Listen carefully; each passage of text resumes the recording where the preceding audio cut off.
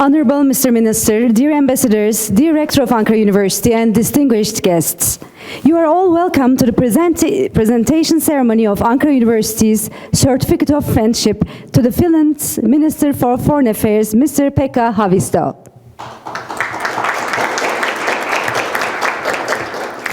This special ceremony also is a symbol of good relations between Finland and Turkey, and it will start with the opening remarks. After the opening speeches, Mr. Haavisto will be honored with Ankara University's Certificate of Friendship, and after our short ceremony, he will deliver us a conference presentation titled Our Common Security at Stake in Europe. First of all, I'd like to invite the Director of Ankara University's European Research Center, Professor İlke Göçmen, to make his speech.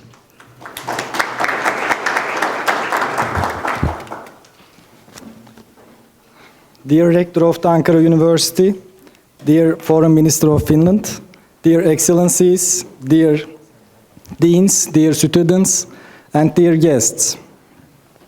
I would like to welcome you all as Ankara University European Union Research Center for today's event. Our research center was established in 1987 in a year when Turkey applied for European Union membership. Since then, in order to contribute to our country's membership process, we have been organizing certificate programs which have been completed by more than 10,000 public officials. Besides, we have been making research, publishing works, and organizing cultural and scientific events in relation to the European Union. Let me note that today's event follows our past events organized in collaboration with Poland, Greece, Italy, Romania, and the Netherlands. Today, we are honored to have Foreign Minister of Finland, Mr. Pekka Haavisto, if I pronounce it correctly, with us, to give a lecture titled Our Common Security at Stake in Europe. Very briefly, Finland joined the European Union in 1995, and to my knowledge, one of the European Union member states which supports Turkish membership process. Lastly, we would like to thank the Embassy of Finland in Ankara for their cooperation in organizing today's event. I wish you a pleasant lecture. Thank you.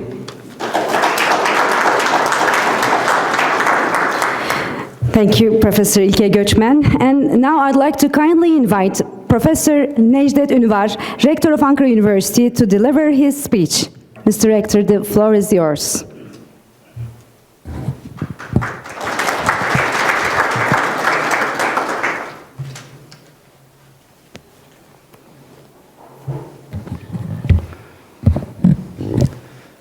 Sayın Bakan Mr. Pekka Haavisto, değerli büyükelçiler, meslektaşlarım, sevgili öğrenciler ve sayın konuklar, bu önemli etkinliğe ev sahipliği yapmaktan duyduğum memnuniyeti belirterek sözlerime başlamak isterim. Hepiniz hoş geldiniz. Distinguished Minister, Mr. Pekka Haavisto, distinguished ambassadors, dear colleagues, dear students, and distinguished guests. I'd like to start by welcoming you all and expressing my pleasure to host this important event at Ankara University. Bugün Finlandiya Dışişleri Bakanı Sayın Pekka Haavisto'nun Avrupa'da ortak güvenliğimiz meselesi başlıklı bir seminer vermek üzere üniversitemizi ziyaret ediyor. Kendisine bu ziyaret için çok teşekkür ediyorum. Bu minvalde Türkiye-Finlandiya ilişkilerine kısaca değinmek isterim. Today, the Foreign Minister of Finland, Mr. Pekka Haavisto, is visiting our university to give a lecture titled Our Common Security at Stake in Europe. I'd like to thank him, and in this context, I'd like to briefly talk about Turkey-Finland relations. Ülkemiz 6 Aralık 1917'de ilan edilen Finlandiya'nın bağımsızlığını 21 Şubat 1918'de tanımıştır. Türk-Fin siyasi ilişkileri 1924'te imzalanan dostluk anlaşması ile kurulmuştur. Turkey recognized Finland on 21st of February 1918 after it declared independence on December 6, 1917. Diplomatic relations between the two countries were established with the friendship agreement signed in 1924. Finlandiya 1995 yılında Avrupa Birliği'ne katılmış ve Türkiye'nin Avrupa Birliği'ne üyelik sürecine her daim destek vermiştir. Bunu bugün Sayın Mevlüt Çavuşoğlu da konuşmasında özellikle vurgulamıştır. Finland joined the European Union in 1995 and has always supported Turkey's EU membership process. And Mr. President Mevlut Çavuşoğlu has emphasized this concept in his speech today as well. Türkiye ve Finlandiya 2010 yılında Birleşmiş Milletler'in barış sağlama yönündeki etkinlik ve kapasitesinin artırılması amacıyla oluşturulan barış için arabuluculuk girişimine öncülük ederek Birleşmiş Milletler çerçevesinde bu konudaki tek forum olan Arabuluculuk Dostları grubunu oluşturmuşlardır. As an important reflection of the close cooperation between the two countries, the Mediation for Peace joint initiative was launched by Turkish and Finnish foreign ministers in September 2010 under the auspices of the UN to increase UN's efficiency and capacity in peace building. Türkiye ile Finlandiya arasında önemli ticari ilişkiler de bulunmaktadır. Finlandiya ile ikili ticaret hacmimiz 2021 yılında 1,4 milyar dolar olarak gerçekleşmiştir. Furthermore, in 2021, bilateral trade volume between Turkey and Finland reached 1.378 billion US dollars. Ayrıca Türkiye ile Finlandiya arasında Ekonomi ve Ticaret Ortak Komitesi kurulmasına ilişkin bildiri 4 Şubat 2015 tarihinde Ankara'da imzalanmıştır. And also the declaration on establishing joint economic and trade committee between Turkey and Finland was signed on February 4, 2015. Finlandiya'da nüfusu yaklaşık 13 bin olan Türk toplumu ikili ilişkilerimizin önemli bir unsurudur. Finlandiya'da Nisan 2015'te düzenlenen genel seçimlerde Türk kökenli bir milletvekili seçilmiş. Ayrıca Nisan 2017'de gerçekleştirilen yerel seçimlerde 7 Türk kökenli belediye meclislerine girmiş. Finlandiya'daki Türk toplumu bakımından önemli gelişmelere katkı sağlamaktadır bu vatandaşlarımız. The Turkish community living in Finland, a number which amounts to nearly 13,000, is an important component of our bilateral relations. The election of a deputy of Turkish origin in the general elections held in Finland in April 2015 and the entry of 7 people of Turkish origin into the municipal assemblies in the local elections held in April 2017 are important developments for the Turkish society in Finland. Ankara Üniversitesi olarak Eastern Finland Üniversitesi ile Erasmus anlaşmamız bulunmaktadır ve 2019 yılında bir öğrencimiz Finlandiya'ya gitmiş, 4 Fin öğrenci de üniversitemize gelmiştir. 2020 yılında pandemi nedeniyle bu rakamda düşüş yaşanmış, 2 öğrencimiz Finlandiya'ya gitmiştir. Ve son olarak 2021 yılında 7 öğrencimiz Erasmus programıyla Finlandiya'ya gitmiştir. As Ankara University, we have an Erasmus agreement with the University of Eastern Finland, and in 2019, one of our students went to Finland, while 4 students came to our university from Finland. In 2020, this number decreased due to the pandemic, and 2 of our students went to Finland. And finally, in 2021, 7 of our students went to Finland with the Erasmus program. Ülkemizin Avrupa Birliği katılım sürecinde yanında yer alan Finlandiya ile ikili ilişkilerimiz ve uluslararası alandaki işbirliğimiz birbirini güçlendirerek gelişmeye devam etmektedir. Relations between Turkey and Finland, a keen supporter of Turkey's EU membership bid, continue to flourish through cooperation in both bilateral and multilateral platforms.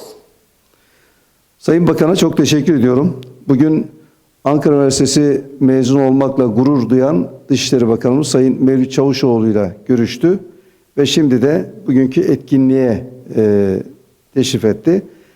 Bu etkinliğin düzenlenmesinde gösterdikleri işbirliğinden dolayı Finlandiya'nın Ankara Büyükelçiliğine ve Dışişleri Bakanlığımızın değerli yetkililerine, ayrıca üniversitemizin Avrupa Toplulukları Araştırma Uygulama Merkezi ATAUM'a teşekkürlerimi sunuyorum. I'd like to thank the minister for his coming here, and also he met with Turkish Minister Mevlut Çavuşoğlu today. I also would like to thank to the Embassy of Finland in Ankara and Ankara University European Research Center ATAUM for their cooperation in organizing today's event. Tekrar Sayın Bakan'a ve beraberindeki heyete ve buraya teşrif eden çok değerli büyükelçilere, dış misyon temsilcilerine ve değerli Ankara Üniversitesi mensuplarına teşekkür ediyor, saygılar sunuyorum. And again, I'd like to thank the minister and his delegation and distinguished ambassadors, representatives of Ankara University for coming here today.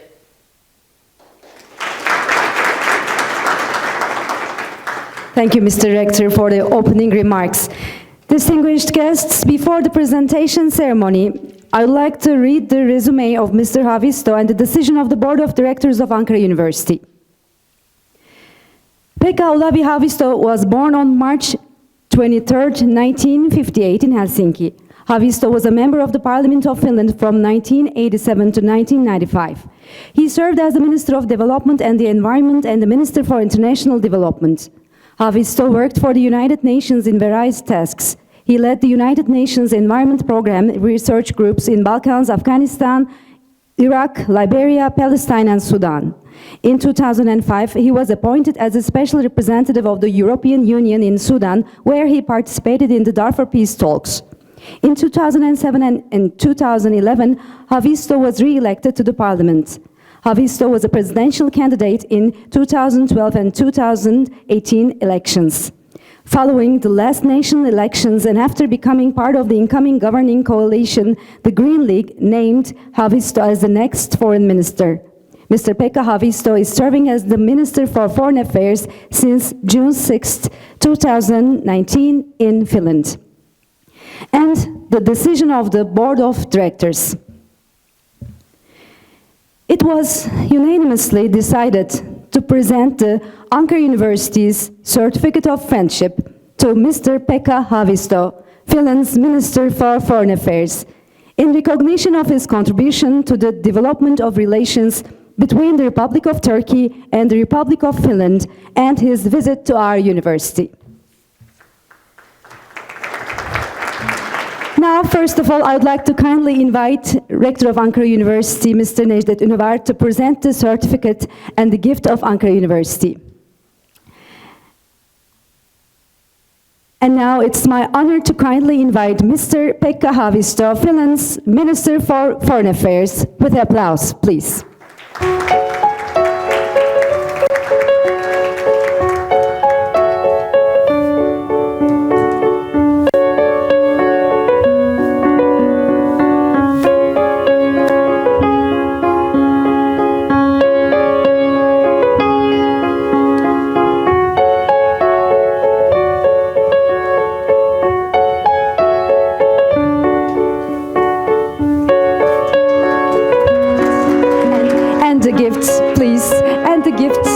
Of Ankara University.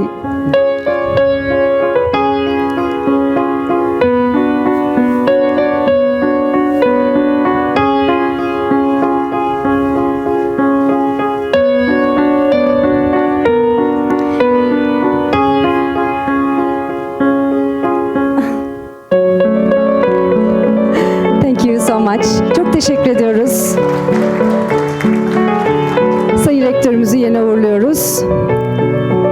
Thank you, Mr. Rector. And now I'd like to take this opportunity to invite Mr. Pekka Haavisto, Minister of Foreign Affairs of Finland, to make his acceptance speech and to deliver his conference titled Our Common Security at Stake in Europe. Mr. Minister, the floor is yours.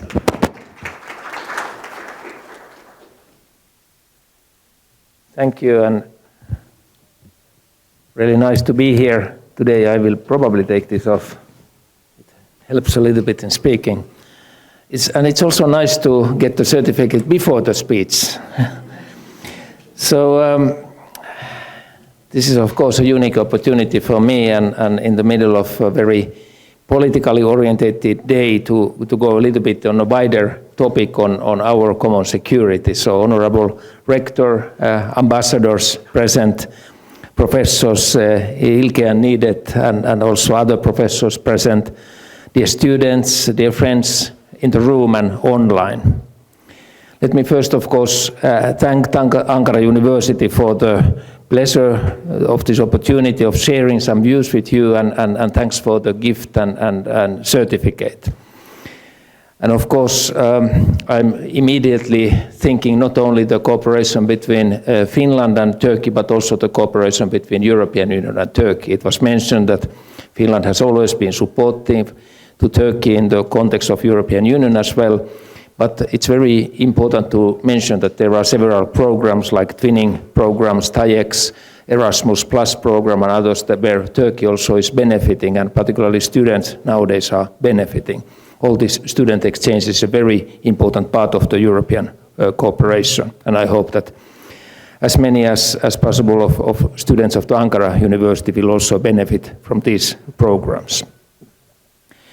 Let me also mention that I had today excellent discussions with my colleague Minister Çavuşoğlu, and also just we came from the Parliament where we had the chairman of the Foreign Affairs Council discussing with us and Foreign Affairs Subcommittee, and I had the opportunity to share my very recent views and experiences actually visiting just Doha, Qatar, and Tehran, Iran yesterday and today.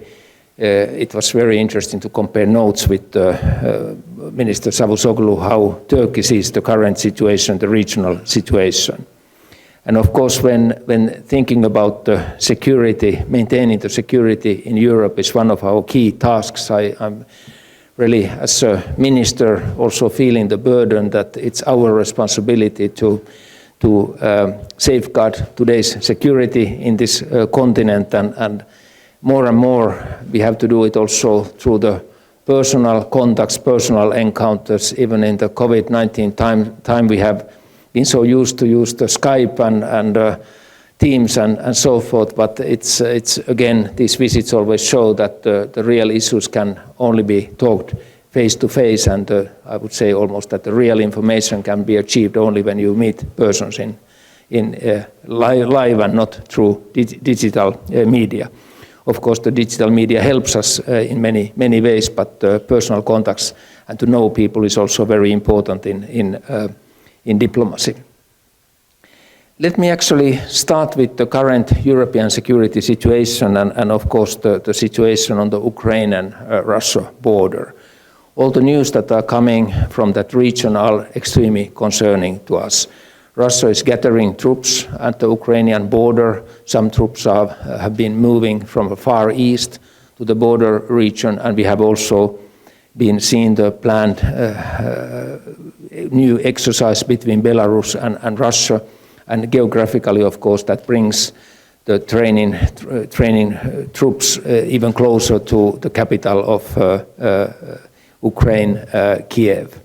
And of course, we can imagine the pressure that Ukrainians are feeling in these circumstances, and also the concern that has been raised. And this, of course, affects not only the security and the political life of the country, but also to the economy of the country, where when companies and investors start to think that, well, are some new problems appearing or coming, is this worth of investing and so forth, and all these negative consequences this kind of situation can make.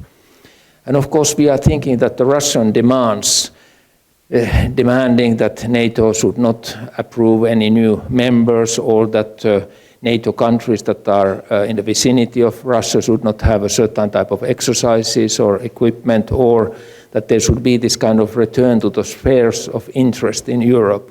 All these in our mind are requests that are not according to the current security arrangements in Europe. And of course, when I'm referring to the current security arrangements, I'm referring to the OSCE, the Helsinki Final Act, the Paris Charter, and those issues that have been together accepted in Europe, actually among all 57 states that have been sharing their commitments to OSCE process. And at the same time, of course, NATO has its own principles, its open door principle, that countries that qualify as members of the NATO and countries that NATO wants to accept as members have freedom to choose their own security arrangement and join NATO. And this is one of the principles, of course, for countries, including my own country, Finland. We should have the possibility of choose our future security arrangements, and everybody is asking us, so are you planning to do that? Are you planning to change your position? We are saying, no, we are not planning to change our position, but we keep this principle as a very valuable principle that now or in the future we can make independent decisions regarding our security arrangements. And this is, of course, because we don't know where Europe is going to, we don't know what kind of future security threats there might be countries need to be prepared, of course, for different kind of options also in the future. Of course, we are also a member of European Union, and Finland is one of those countries that has been underlining very much also European Union as a security community or as a security union. We know that this is maybe not the view shared by all EU member states, but when we look the paragraphs of European agreements, we have there 42.7, for example, on the common security. We have the 222 article on solidarity among the European countries and so forth. And we think that European Union could also develop more its security thinking. And what is now ongoing, the planned strategic compass process, or which is already the first drafts have been, or third draft is under preparation now. It is an opportunity to strengthen also European Union as a security union. We are not only thinking about the military security. We think issues like hybrid threats, cyber threats, new types of threats, where probably the response is not coming from the military side, but actually through the cooperation of our civilian authorities. And that's why, for example, we have a hybrid center in Helsinki, and we are cooperating closely with European Union member states and NATO member states through that hybrid center. We also think actually that the militaries are ready to respond only to such threats that they have been trained for, and in such a composition that they have been trained for. So if you say that there should be more security in the European Union, we should also train those security situations and think about common training in the Union. So Finland is very open to this kind of approach. At the same time, and this was of course a topic here also in Ankara, we are very pleased to NATO countries that have accepted Finland and Sweden to develop a very close partnership with NATO. And this means not only the participation of those exercises that benefit our own security, for example in the Baltic Sea context, but also time to time taking part to more political debate on the ministerial level on issues like Western Balkans or issues like China and others, where we have been kindly invited by the NATO member states. And of course, since these kind of decisions are made unanimously in NATO, we have to thank all NATO members for this possibility that we have been able to participate, and we would be ready to participate even more to this type of both military exercise and political coordination and cooperation with NATO whenever it fits to our own security thinking and our own security arrangements. I mentioned also the OSCE as an organization, and I think those who have been diplomatically following it last years know that OSCE is a good idea, but maybe things have not been moving very rapidly in that context, again, because it's an organization where decisions are made by consensus. Sweden was the chair of OSCE last year, and we are very proud and happy of the activities of Swedish presidency last year, because my colleague Ann Linde really offered a lot of her time and energy to the OSCE as an organization, traveling to the conflict areas of Europe, looking at the possibilities of OSCE to get more involved and so forth. And also the new Secretary General Helga Smith is really investing to the organization and looking at the possibilities for OSCE even reactivating itself during also current situation and current threats and conflicts in Europe. Finland volunteered to be a chair of the OSCE year 2025, when we have 50 years from the Helsinki Final Act. And we didn't only think about the champagne glasses and nice celebrations and diplomatic gatherings, but the real work that could and should be done in the context of the OSCE, where all our countries are members.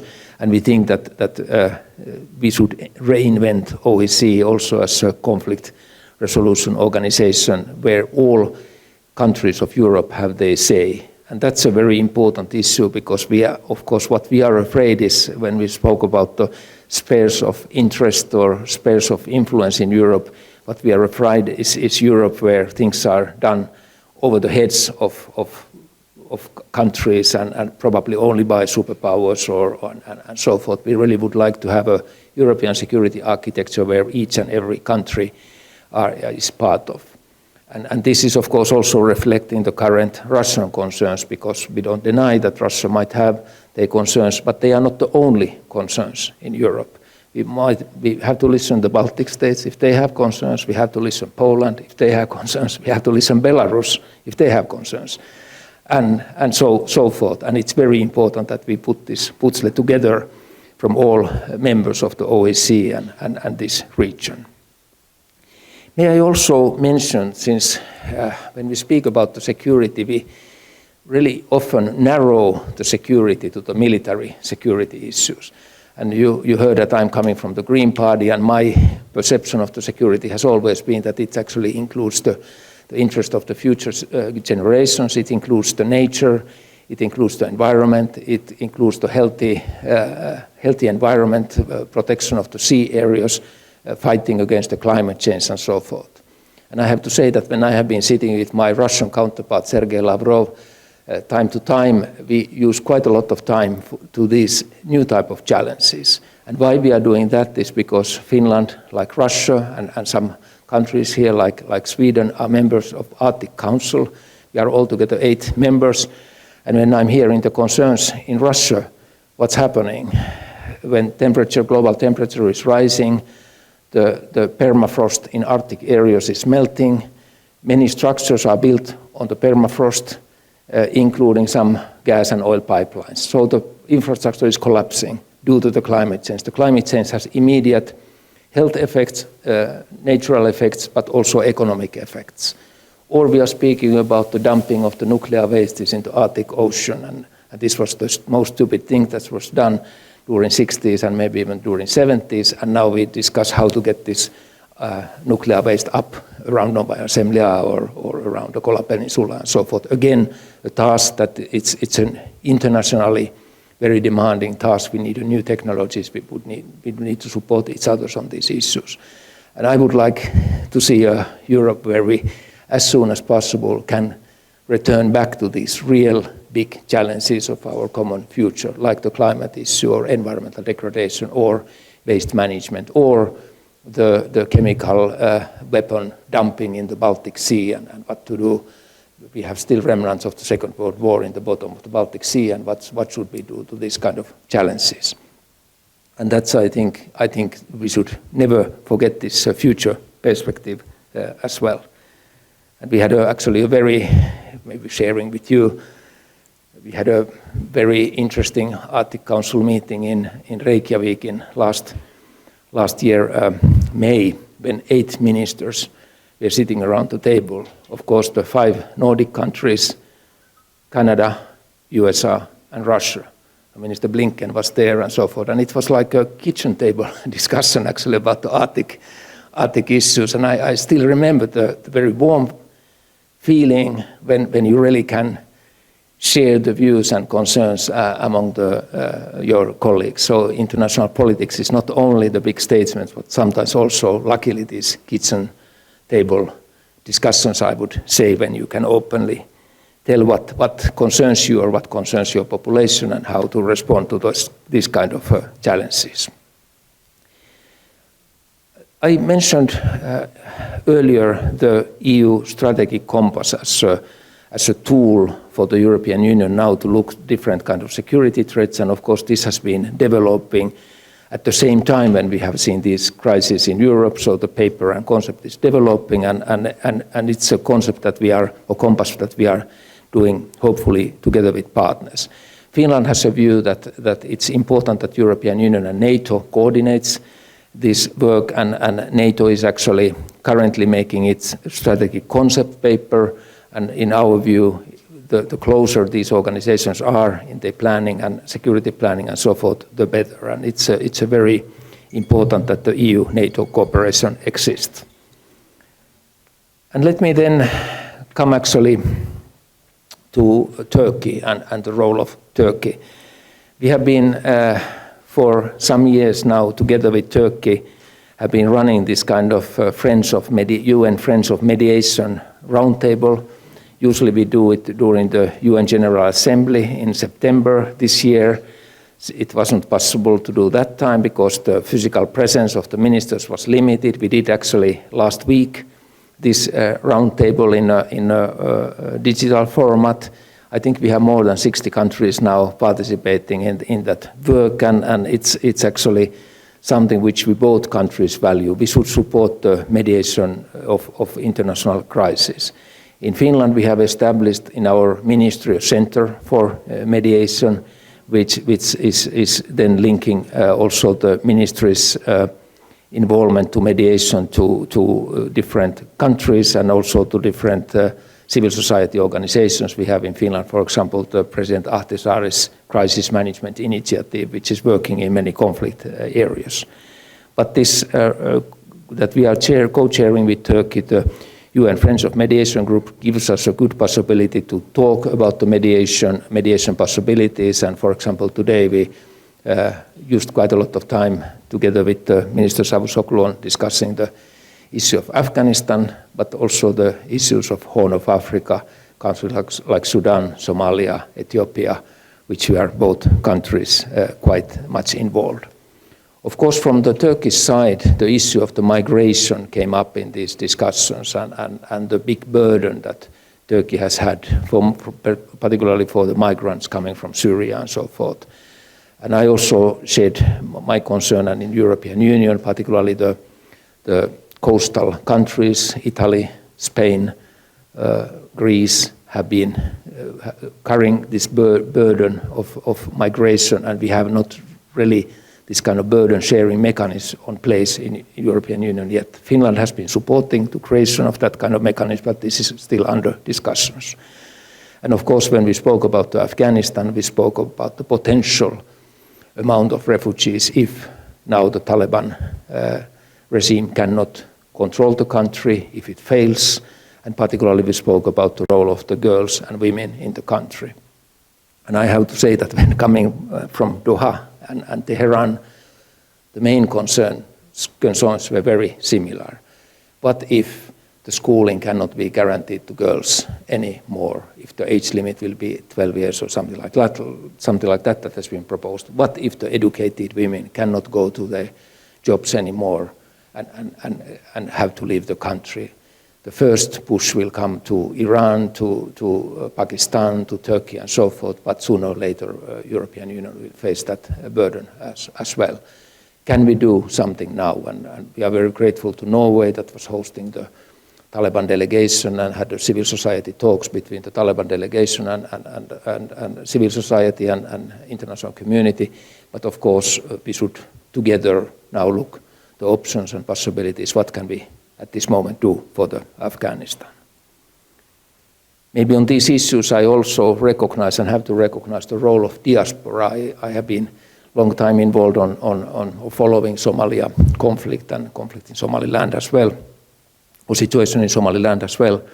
And we have a quite big Somali diaspora in Finland. And I have actually enjoyed picking their brains and joining sometimes their activities on the peace and mediation activities. And we know that sometimes the diasporas can be hostile or they can be putting more gasoline to the flames, but very often they can be used as peace builders, and their capacity and analyzing capacities would be more used actually in this context. We have, for example, one Somali parliamentarian in Finland, and with him we have been looking these issues quite actively. So again, the role of the diaspora in all our countries is very important. With these thoughts, I would like to finish and just one more time stressing the need for diplomacy, need for dialogue, need for comprehensive solutions, talking to everyone. And when it was mentioned that I was working in Darfur as a European Union Special Envoy, I remember very well the days when around the ministerial tables people were maybe saying that these people are crazy, or these are crazy people, don't talk to them, they are extremists, don't talk to these people, they are this and that. And the only way actually to trying to find a solution is to talking to everyone. And sometimes you are very surprised yourself when you really go and talk and meet these people, and you have to be a little bit curious, you have to maybe leave behind some of your perceptions and really listen to them. And sometimes the mediator makes the mistake that you feel that, hey, I have heard this story so many times that let's now rapidly go to the solutions. But it's very important for people in peace processes to have the opportunity to tell their own story and tell their own experience. And it's, again, if I come to the kitchen table picture, when you sit with your partner at the kitchen table, you might say that, okay, hey, I heard that story too many times. But if you listen to the story to the end, there might come a sentence that, okay, this has been always my position, but at this time, I'm ready to change it, or I'm ready to make an exception. And you have to have the patience to wait until the story comes to that moment that somebody makes an exception, or somebody makes a confession and makes one step towards the peace. And this patience sometimes is missing in peace talks. Thank you. I will finish here and happy to have an interaction with you and discussion with you. Thank you.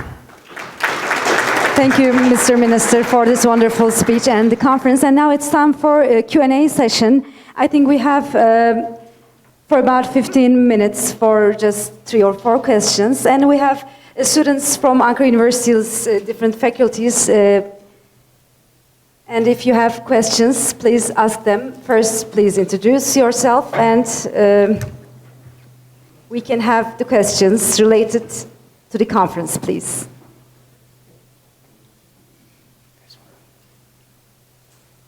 You can push the button for microphone. Good afternoon, dear Minister, honorable guest. I'm Clara Pascual from Spain. Currently, I'm doing my Erasmus internship at European University Center of Ankara University. Thank you very much for your lecture and your presence here. It has been extremely interesting to hear an analysis of the security risk currently the European Union is facing. So I would like to ask you a question. It's related to the Ukrainian-Russian crisis that we are currently living. And it's related that the European Union and its member state has stated in several occasions that any further military aggression by Russia to Ukraine will be responded with massive consequences. So my question is directed to which type of consequences is the European Union working on, in this case this scenario would take place, and which role would Finland play, taking into consideration that a part of a member is also a neighbor of Russia, since it's a long border, and not be also a NATO member. Thank you very much. Thank you, and an excellent and very topical question at the moment. First, which kind of consequences, if there is a military action by Russia, which kind of consequences will they face, both in USA and in Europe? Of course, the preparations are ongoing that some restrictive measures or some sanctions could be used in this context, similarly than that's used during or after the illegal occupation of Crimea and Russia's involvement in continuation of the civil war in eastern Ukraine. When it's said massive, it means, of course, that these sanctions or restrictive measures would be more effective than what has been earlier used. And this is, of course, very important that on the both sides of the Atlantic there are similar views of using these sanctions. I cannot go more in details, but everybody can imagine that there are certain issues that then are affecting to the economic life and so, and also I have to say economic life of Europe. You cannot plan sanctions or you have or counter sanctions which might follow that you are not also at least partly a victim for yourself, and then comes the question of the resilience and how you can stand different kind of situations. How Finland would react to this? Of course, first we think that it's very important that European Union stays united and hopefully also united over the Atlantic or transatlantic principle. And we have a 1,300 kilometer common border with Russia. I think it's the longest border in at least in European Union with Russia. Currently it's a calm border. We have our authorities are working effectively. Of course now the COVID-19 has been taking down the amount of the tourism and work traffic. But in St. Petersburg we have the biggest Schengen visa factory in the world, because we have usually issued 1 million Schengen visa per year from the Finnish consulate in St. Petersburg alone. So you can imagine these people are moving not only one time, but quite many times with that visa over the border. So we have millions of traffickers or traffic events over the border per year. So that just shows how close cooperation we have. We have also, of course, a Russian-speaking minority in Finland. We have people who have come to work in Finland and so forth, and that all, I would say, this people-to-people cooperation is something that we would like that it suffers as little as possible, because this people-to-people cooperation, of course, gives the opportunity at the first hand to talk to ordinary people, for people to meet and learn how life is in European Union, how it looks, what is our thinking, and so forth. And maybe just our last remark.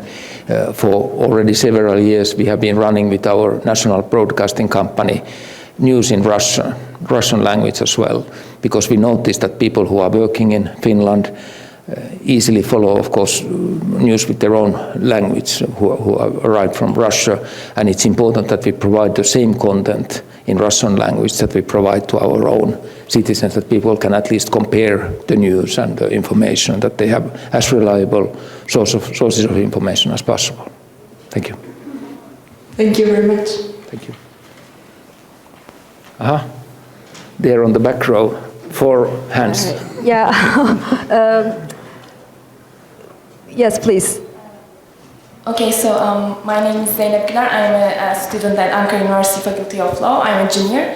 And thank you, Minister, for your presentation. It was quite enlightening. And I have a question. It's my personal question, actually. So you have talked about the refugees and immigrants, about the situation in the Afghanistan. But I also have a question about Ukraine and Russia. So we know that there are refugees and immigrants coming to us from Middle East to European Union and Turkey, and I believe this is a common problem of Turkey and European Union. So I think in the light of current events, I believe that many civilians from east of Europe may also immigrate towards the European countries, other European countries, and I would like to ask that how will this affect the Finland's or European Union's policy about refugees? Will it change things? Will it change how you are looking to the policy? Thank you.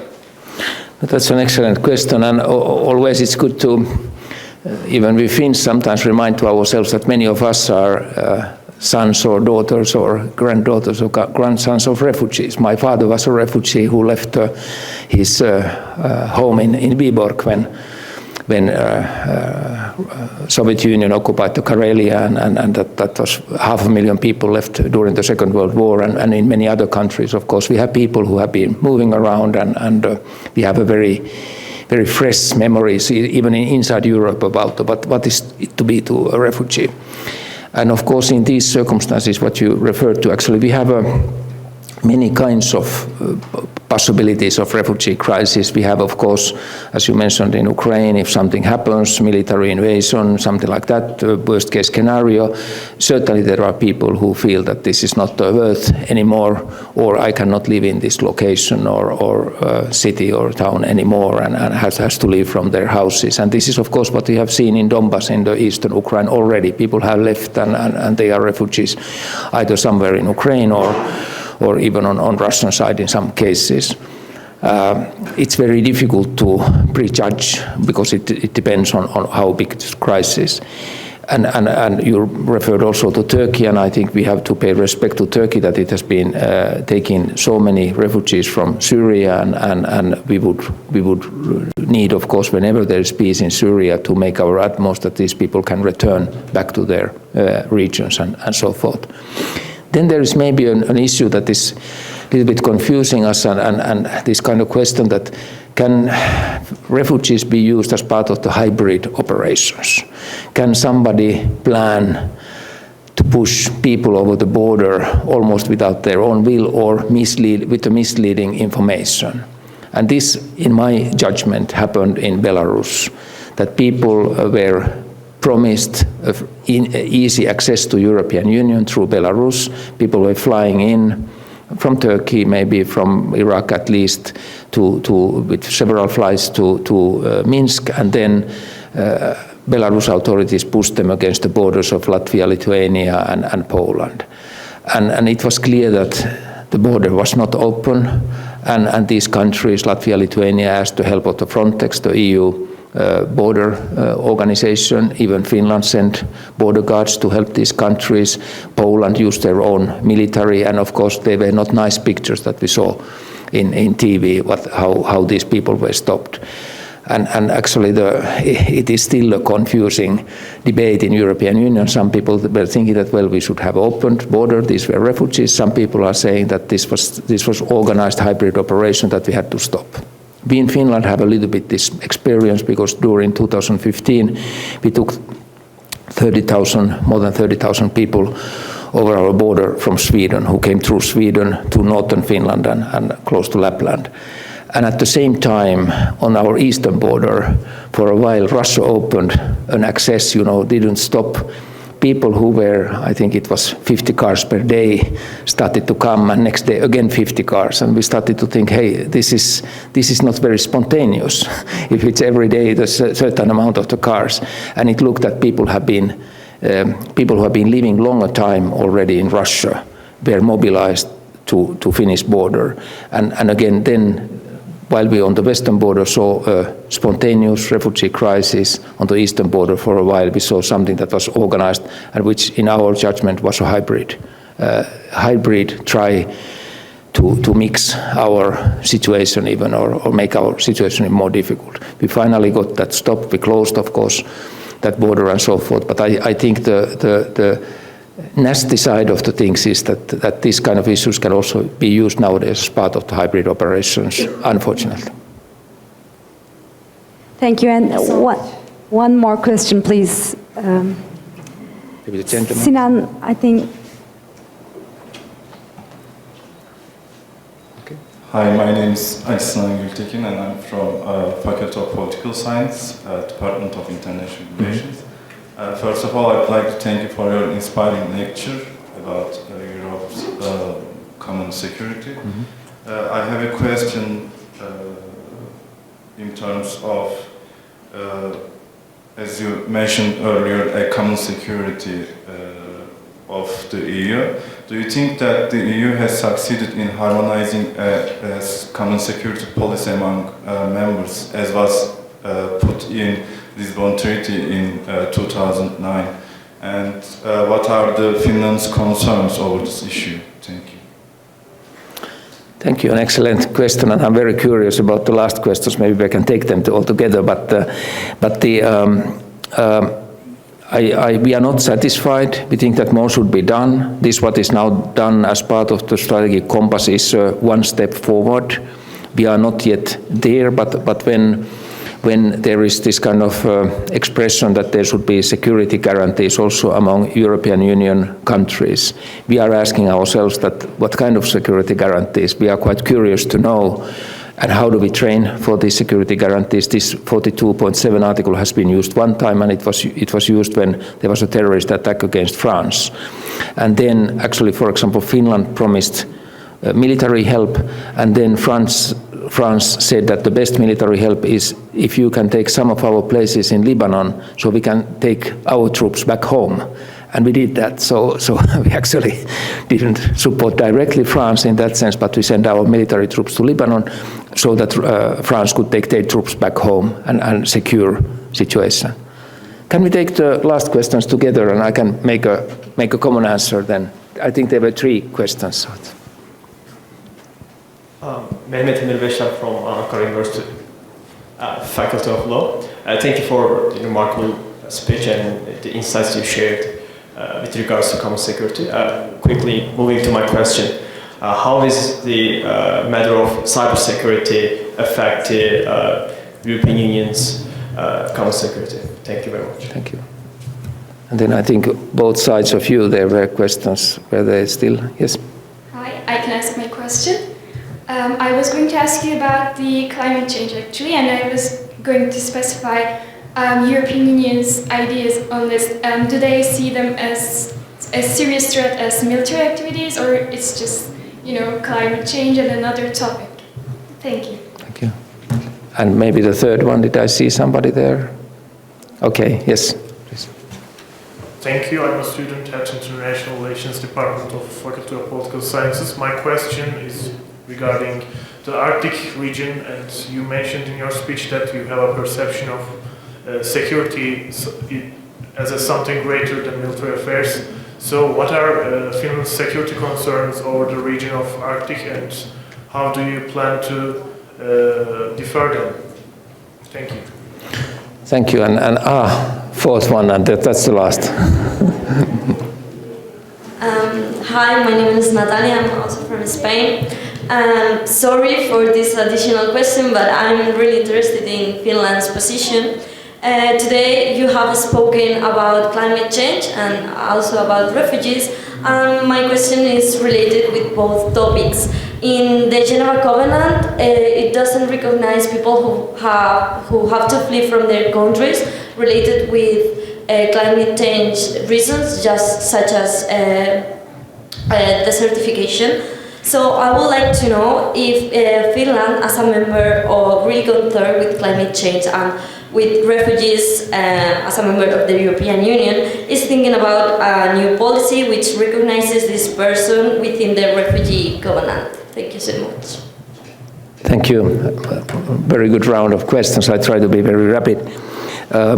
First on your question on cyber issues, and of course this is the part of our resilience nowadays, that you can, through the cyber influence, you can influence the water systems, you can influence the waste systems, you can influence traffic, you can influence factories, and you can take down everything. Of course, when we saw the military exercise by Russia close to Irish Sea, and then somebody mentioned that this was the location where the cables are going between the US and Europe. You can imagine that, if the cables between US and Europe would be harmed, what activities will be cut down in internet and so forth. You can just imagine.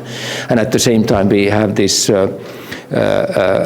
poisoned programs that are used to stuck our mobile systems and stuck our computer systems. So it's a huge variety, and I think the society should be really ready for that, and more international cooperation needs to be also to attribute the sources. We have, for example, in Finland there has been some cyber attacks against the parliament, and we can maybe with our own resources locate from which server it's coming from, but we cannot really attribute maybe which country is behind, or which secret service is behind, or which private entities behind, and there we need again a very strong international cooperation to attribute. And I think it's as important to attribute as, when somebody is violating the airspace, that we violate into internet space and so forth. It's very important that we try to hit those who are trying to hit us. On climate, the question, is it only one threat among the others, or more this kind of lip service or real issue? I think it has become a real issue. If I would say 20 years ago that climate issue is real topic among the foreign ministers or prime ministers, people would be maybe laughing that time. Now it is. We saw the Glasgow 26, the next is coming to Egypt, the COP27 and so forth.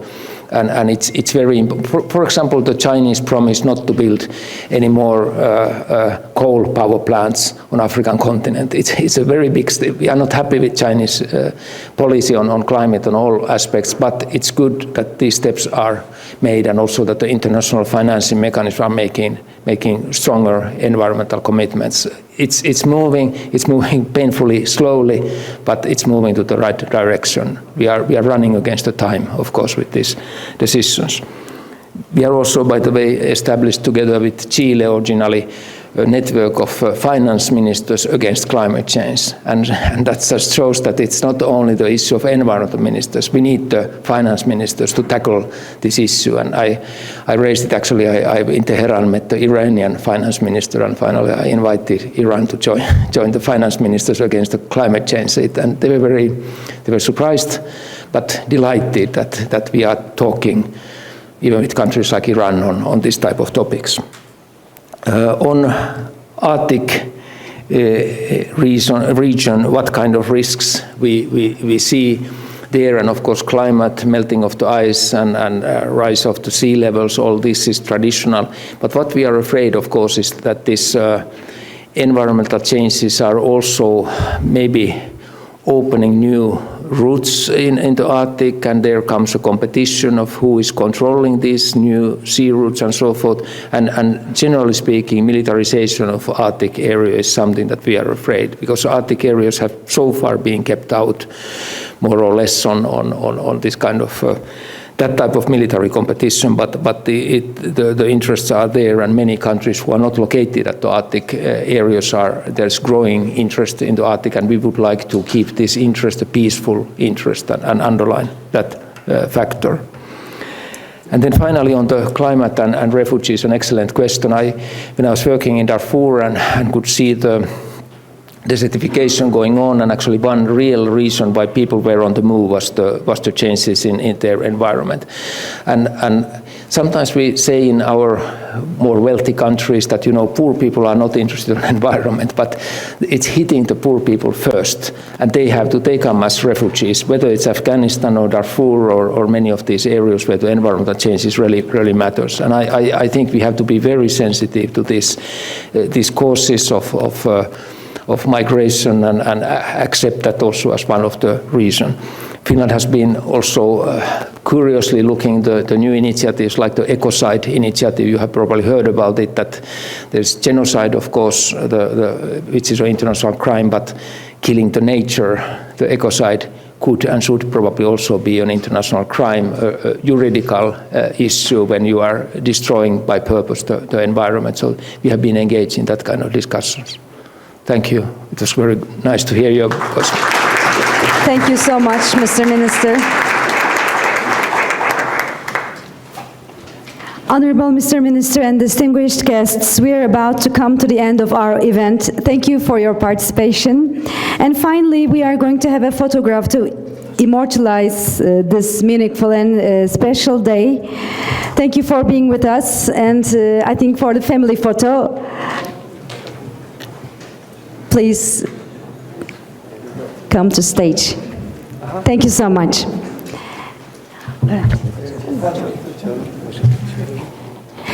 Please come for the photo if you want to join us, especially our students. Hocam buyurun.